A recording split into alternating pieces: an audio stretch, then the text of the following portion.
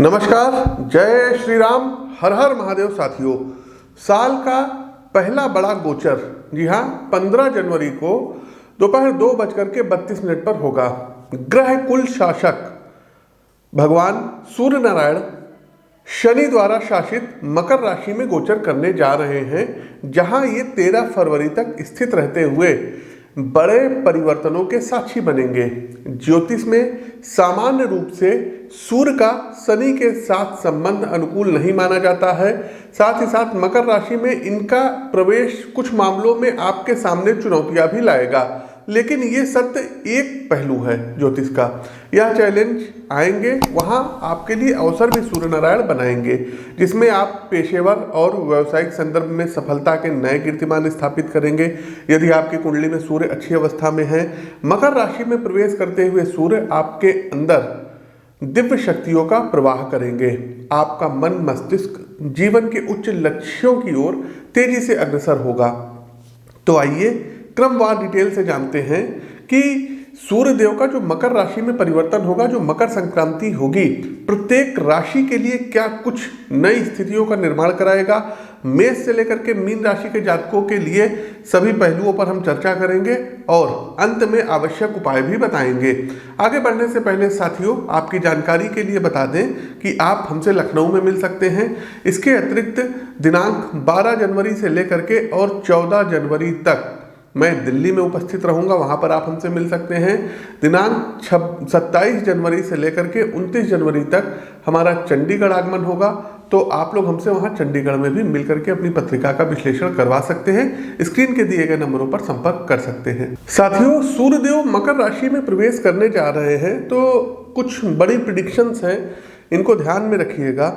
और खास करके जो राजनीतिक दल है उनके लिए काफ़ी कुछ स्थितियां अच्छी नहीं रहेगी, जैसे कि आपका झारखंड हो गया, दिल्ली हो गया, महाराष्ट्र हो गया, यहाँ पर स्थितियां ठीक बनती हुई नहीं दिखाई दे रही है। साथ ही साथ शनि के घर में सूर्यदेव जा रहे हैं, तो बड़े जो पॉलिटिकल लीडर्स हैं, किसी स्टेट्स के सीएम हैं, इनके साथ कुछ जो है अनहोनी हो सकती है। साथ ही साथ हो सकता है कि जैसे दिल्ली हो गया, दिल्ली के मुख्यमंत्री अरेस्ट कर लिए जाएं, या झारखंड में कुछ जो है मतलब परिवर्तन दिखाई दे रहा है, और इसके अलावा बिहार इत्यादि हो गया। तो इन सब जगह स्थितियां कुल मिलाकर के राजनीतिक दृष्टिकोण से ठीक होती हुई नहीं दिख रही है। महाराष्ट्र में भी कुछ स्थितियां गड़बड़ हो सकती हैं।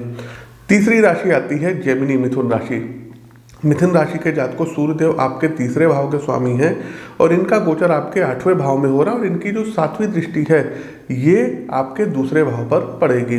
तो ये स्थितियां प्रतिकूल है, लेकिन हाँ, चुनौतियां रहने वाली हैं, जिनके बीच से आपको सफलता का मार्ग भी अब निकालना होगा। यदि ये कहा जाए कि सूर्य गोचर की ये अवधि आपको एक व्यवस्थित व्यक्ति बनने का अवसर दे रही है, तो गलत नहीं होगा। नौकरी पेशा जातक वर्तमान समय में जहाँ कार्यरत हैं, वहाँ कुछ अकस्मात सेटबैक फेस कर सकते हैं। काम की अव्यवस्था आपको अन्य सहकर्मियों से कहीं ना कहीं पीछे कर सकती है, इसलिए हर एक विषय को व्यवस्थित करके आपको चलना होगा। कुछ एक्सट्रीम सिचुएशन में जॉब छोड़ने की नौबत भी आ सकती है, इसलिए एक बैकअप प्लान आपको तैयार करना रहेगा, इसी में आपकी समझदारी है। व्यवसाय के संदर्भ में बहुत ज़्यादा हाई प्रॉफिट स्थिति इस अवधि में नहीं बन रही है। ज़्यादा व्यवस्थित तरीके से व्यावसायिक योजनाओं को आगे बढ़ाना होगा। अपने प्रोडक्ट्स की मार्केट में स्थिति पर बारीकी नज़र रखिएगा, तथा पर्सनली आपको क्लाइंट फीडबैक और ग्राहकों की संतुष्टि का ध्यान रखना होगा। यदि साझेदारी में व्यापारिक गतिविधियां चला रहे हैं, तो अनुबंध की शर्तों को लेकर के स्पष्टता किसी भी प्रकार के कानूनी झंझट से दूर रखेगी। वित्तीय स्थिति की यदि बात करें तो अपनी दूरदर्शिता और समझदारी से धन कमाएंगे, लेकिन व्यर्थ खर्च की आदत आपको दिक्कत में भी डाल सकती है। अगर आप खर्च वाले ब्रैकेट को समझदारी से मैनेज कर लेते हैं, तो फाइनेंशियली तौर पे मजबूती यहाँ सूर्य नारायण दिलाएंगे, इसमें कोई शंका नहीं है।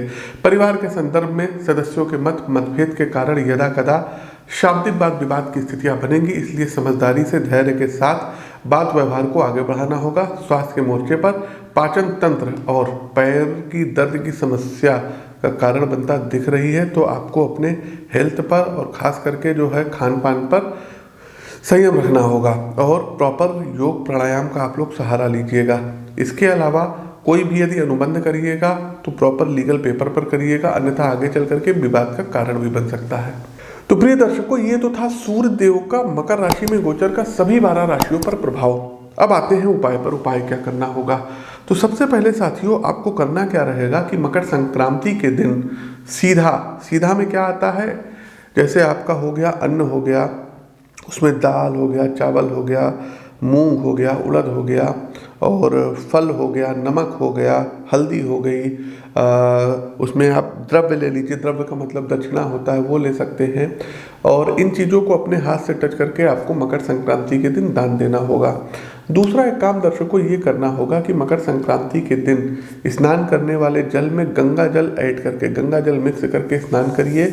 और स्नान करने का जो मंत्र है, तीर्थ या तो आप जाके नहाइए, गंगा जी का स्नान करिए, तो संगम में जा कर के नहाइए, वाराणसी जा कर के नहाइए, अयोध्या जी में जा कर के नहाइए, अपने घर पर आप गंगा जल रखें वो डाल करके नहाइए। तो मंत्र है गंगे चा यमुने चा गोदावरी सरस्वती नर्मदे सिंधु कावेरी जले सन्निधिम कुरुम।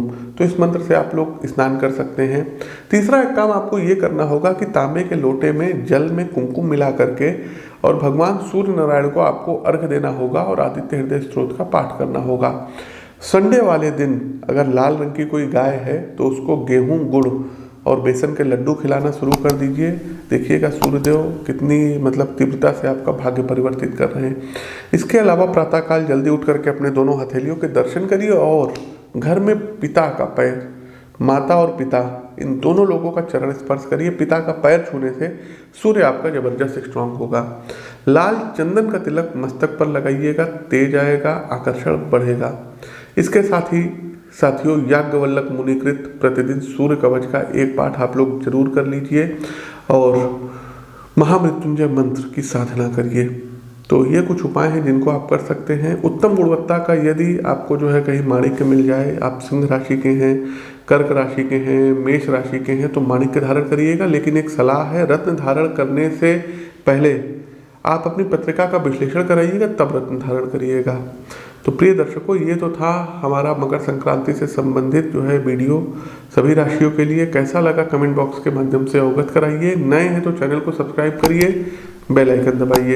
अपनी वाणी को विराम देते हुए ज्योतिष के इस मंच से मैं पंडित आशीष वत्स आप सभी प्रबुद्ध साथियों से विदा लेता हूँ। नमस्कार, राम राम।